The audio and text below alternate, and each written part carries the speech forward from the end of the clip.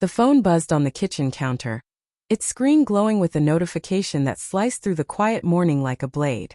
I froze, coffee mug halfway to my lips, as the words flight confirmation. Mia Harper stared back at me. My wife Mia was supposed to be in Florida, sipping margaritas with her sister on a girls' trip. So why was her flight confirmation popping up now? Timestamped for a departure in 30 minutes from an airport 3 states away? My chest tightened, a familiar ache of suspicion I'd buried for months clawing its way back. I set the mug down, the ceramic clinking too loudly against the granite. The house felt too big, too empty without her laughter filling it.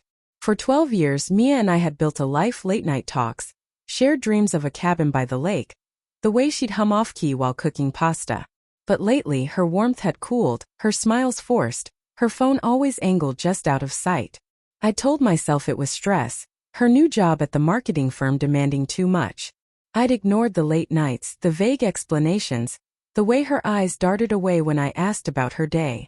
But this notification was a crack in the facade I couldn't ignore. I opened the email. The flight was to Chicago, not Florida. One way.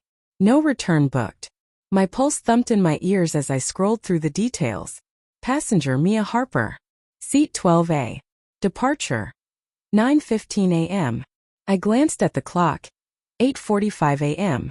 She was already at the airport, probably sipping overpriced coffee, oblivious to the fact that her lie was unraveling. My fingers hovered over her contact, but instead, I opened the airline's app, logged into her account. Her password was still Our Wedding Day 2013, and checked her itinerary. No Florida. No girls' trip. Just Chicago, a city she'd never mentioned wanting to visit. The betrayal hit like a slow poison, seeping into every memory I'd clung to. I thought of her packing her suitcase 2 days ago, her casual, "I'll call you when I land, babe." The way she'd kissed my cheek before slipping out the door. Had it all been a performance? I sank into a chair, my hands shaking as I dialed her number. It went straight to voicemail. "Hey, it's Mia. Leave a message." Her voice, bright and carefree, mocked me. I didn't leave a message. Instead, I called her sister Lauren, who was supposedly sunbathing with her in Florida. The phone rang twice before Lauren's groggy voice answered. "Jake? What's up? Is Mia with you?" I asked, my voice steady despite the storm inside me. A pause. Too long. No. She's not here. I thought she was with you." My stomach dropped. "She told me she was going to Florida with you. A girls' trip." Another pause. "Jake, I haven't talked to Mia in weeks. She canceled our plans last month." The room spun. I thanked Lauren, hung up and stared at the phone. Mia had lied. Not just a small lie, but a calculated, elaborate deception. I opened my laptop, my fingers moving on autopilot, and logged into our shared bank account. There it was. A withdrawal of $2,000 cash 3 days ago. No explanation. Then, a hotel charge in Chicago dated yesterday. My heart pounded as I cross-referenced the hotel's address. It was downtown near the airport. She'd been there, not in Florida, not with Lauren, but with who? I could have stopped there. I could have waited for her to come home, confronted her with the evidence and demanded answers. But something darker took hold. A need to know, to see the truth for myself. I grabbed my keys, my phone, and the last shred of trust one had left, and drove to the airport. The terminal was a blur of hurried travelers and fluorescent lights. I checked the departures board. Flight 237 to Chicago, Gate 14, boarding now. My legs carried me forward, my mind racing with questions I wasn't sure I wanted answered. What was in Chicago? A job? A secret? Someone else? The thought of Mia with another man twisted my gut, but I pushed it down. I had to know. At Gate 14 I scanned the crowd. There she was, near the boarding line, her auburn hair pulled into a loose bun, her navy sundress swaying as she shifted her weight. She was alone, her phone in hand, typing furiously. No sister, no girlfriends, just Mia and her lie. I stepped closer, my breath shallow, and called her name. "Mia." She froze, her fingers halting mid-text. Slowly she turned, her hazel eyes wide with something. Fear, guilt, or both? "Jake." Her voice cracked, barely above a whisper. What are you doing here?" "I could ask you the same thing," I said, my tone colder than I'd intended. "Florida, huh? Girls' trip." Her lips parted, but no words came. The silence was louder than any confession.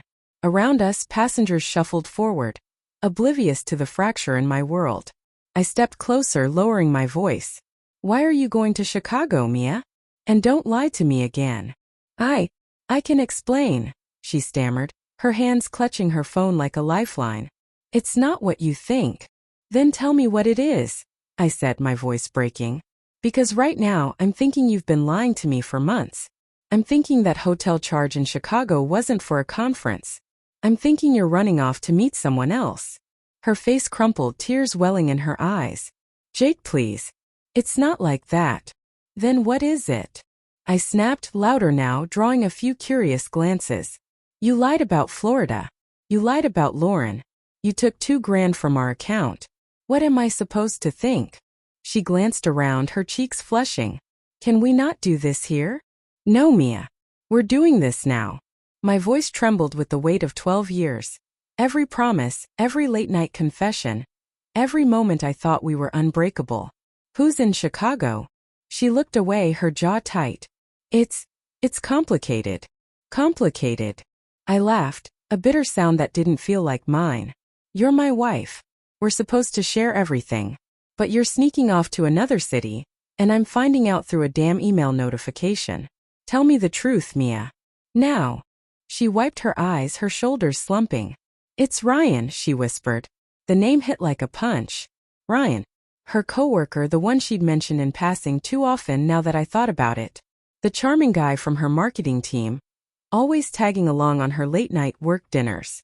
My vision blurred, not with tears but with rage, betrayal. A cocktail of emotions I couldn't name. Ryan, I repeated, my voice flat. You're flying to Chicago to meet Ryan. It's not what you think, she said quickly, stepping toward me. He's going through something. He needed me. I didn't know how to tell you. Didn't know how to tell me? I stepped back out of her reach. You could have said, hey Jake, I'm helping a friend. Instead you faked a whole vacation. You lied to my face. You took our money. For him. It's not like that, she cried, her voice drawing more stares. I swear, Jake, it's not romantic. He's sick. He needed someone to be there for his treatment. I didn't know how to explain it without hurting you. Hurting me. I shook my head, disbelief burning through me. You think this doesn't hurt? You think finding out my wife is sneaking off to another state for some guy isn't tearing me apart? I didn't want to lose you, she said, tears streaming now. I thought I could handle it, keep it separate. You thought you could lie to me forever? I cut her off, my voice low and raw. You thought I wouldn't notice you pulling away? The late nights, the locked phone, the way you flinch when I touch you? I'm not an idiot, Mia. Her sob broke the air between us, but it didn't soften me. Not this time. The boarding call echoed overhead. Final warning for Flight 237. She glanced at the gate, then back at me, her eyes pleading. Jake, I'm sorry. I didn't mean for it to go this far. Please let me explain when I get back. No, I said, the word final heavy. You're boarding that plane. Go to Chicago. Go to Ryan. But don't expect me to be waiting when you land. Jake, please. Go, I said, turning away.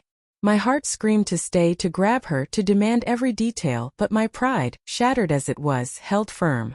I walked away, her sobs fading behind me, drowned out by the airport's hum. By the time I got home, my phone was blowing up. Her friends, her mom, even Lauren, all calling, texting, asking what happened. Mia must have called them, spinning her story, begging for backup. I didn't answer. I sat on our couch, staring at the framed photo of us from our honeymoon, her smile wide, my arm around her, the ocean endless behind us. That couple was gone, replaced by strangers. I didn't know if she'd really gone to help Ryan or if there was more she wasn't saying. I didn't know if I'd ever trust her again. But as the calls kept coming, I realized one thing. The truth, whatever it was, wouldn't heal the wound she'd carved into me. Not today. Maybe not ever.